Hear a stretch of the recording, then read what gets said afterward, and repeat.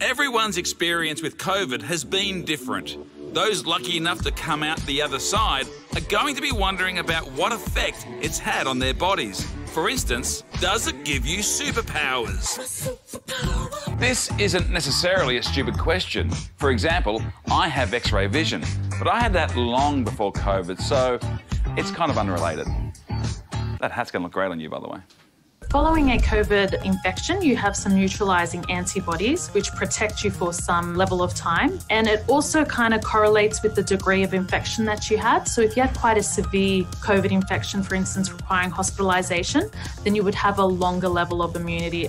The antibodies you now have in your post-infection body mean that you may not need a booster just yet. The official advice is that you can have it once you've recovered from the acute infection, but you can also defer it for up to 6 months, as your body should have the protection it needs in the meantime. Can I get COVID again? We all know the phrase, lightning doesn't strike the same place twice. But if tens of thousands of people are walking around with a highly contagious strain of lightning, it changes the equation a little bit. We are seeing that people are getting reinfected at that 3 to 6 month rate, and that's just with overseas data, which is generally why we're telling people to get the booster as their symptoms subside and they're able to do so. The early data suggests that if you do get reinfected, it's more likely to be with a different strain to the one you originally had. So if it was Delta the first time, odds are it'll be Omicron the second time.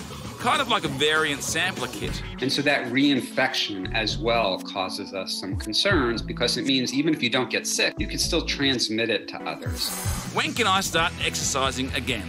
Even if you're super healthy and your infection symptoms were mild, the advice is to take it super slow. You don't want to try scaling Mount Kilimanjaro just yet. Advice I really wish someone gave me a month ago. You need to be a little bit patient. You might not be back to your normal self within that week following isolation. So it's just kind of going slow and steady. You might have a persisting dry cough, which is generally what I'm seeing a lot of in practice. If you feel extra levels of fatigue, exhaustion or pain after your exercise, that's a sign you need to take it easy.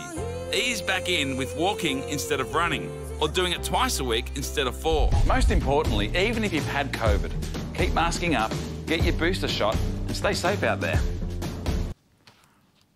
I thought it looked better on me. X-ray vision, eh? Yeah.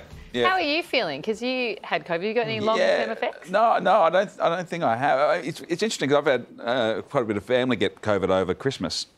And because it's 7 days now, a few people are like, oh, well, I'll do 7 days and I'm out. But it's like, I still, in that second week, even though I had mild symptoms, I still felt like my energy was still quite low. So I still think, even though it's 7 days that you need to quarantine for, I wouldn't be going out and playing golf on the 8th day. I think you do need to give your body time. So you've got that energy back, you think? I think so now, yeah. Do you worry about reinfection?